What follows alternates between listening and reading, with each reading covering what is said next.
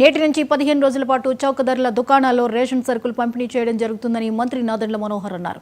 గత ప్రభుత్వం రేషన్ షాపులను మూసేసి ఇంటింటికి తిరిగి రేషన్ సరుకులు అందిస్తామని 1600 కోట్లతో వాహనాలు కొనుగోలు చేసిందని ఆయన గుర్తు చేశారు. సరుకులను ఇంటింటికి తిరిగి ఇవ్వడం మానేసి నెలలో 2 రోజులు మాత్రమే జంక్షన్లో వాహనాలు నిలిపి ఇచ్చారని, దీంతో పేదలు ఇబ్బందులు ఎదుర్కొన్నారని గుర్తు చేశారు. ఆ వాహనం ఎప్పుడొస్తుందో తెలియక రోజువారీ పనులు మానుకుని చిరుద్యోగాలకు సెలవు పెట్టుకోవాల్సి వచ్చేదన్నారు.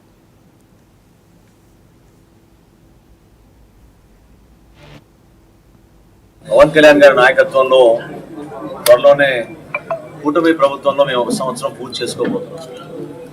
ఈ సంవత్సరం కాలంలో ఈ ప్రాంతంలో ప్రత్యేకంగా కాకినాడ జిల్లాలో మెట్ట ప్రాంతాల్లో చేసిన అనేక అభివృద్ధి కార్యక్రమాలు, ధాన్యం కొనుగోలు విషయంలో ఏ విధంగా రైతులకి అండగా నిలబడ్డాము, రేపటి నుంచి మేము ప్రారంభించబోయే మరొకసారి ఫేర్ ప్రైస్ షాపులు, రేషన్ షాపులు పాత పద్ధతిలో తీసుకొచ్చి ప్రజలకి మరింత మెరుగైన సేవలు అందించడానికి ఒక మార్పు తీసుకొచ్చే విధంగా జనసేన పార్టీ నుంచి పవన్ కళ్యాణ్ గారి నాయకత్వంలో ఆంధ్రప్రదేశ్ రాష్ట్ర ముఖ్యమంత్రి చంద్రబాబు నాయుడు గారితో కలిసి ఈరోజు కూటమి ప్రభుత్వంలో బాధ్యతగా ప్రభుత్వంలో మేము అధికారం చేపట్టిన తర్వాత ప్రజలకి మరింత మెరుగైన సేవలు అందించడానికి కోసం చిత్తశుద్ధితోటి ఏదైతే ఎన్నికల్లో మేము హామీలు ఇచ్చామో సూపర్ 6లో భాగంగా దీపం పథకంలో గ్యాస్ సిలిండర్లు కానివ్వండి, రాబోయే రోజుల్లో తప్పకుండా అనేక సంక్షేమ కార్యక్రమాలు పెన్షన్ల విషయంలో కానివ్వండి, అభివృద్ధి విషయంలో కానివ్వండి, తప్పకుండా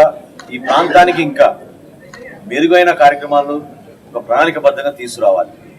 పెద్దాపురంలో మీ అందరికీ తెలుసు, ఖచ్చితంగా ఇక్కడ పరిశ్రమలు ఏర్పాటు చేయాల్సిన అవసరం ఉంది. పరిశ్రమలతో పాటు రైతాంగాన్ని కూడా కాపాడాల్సిన అవసరం ఉంది. ప్రభుత్వం నుంచి స్వర్ణ ఆంధ్రప్రదేశ్ 2047 ఒక విజన్ ప్లాన్ ఏదైతే తయారు చేశామో దానికి అనుగుణంగా ఈ ప్రాంతంలో పెట్టుబడులు రావాలి.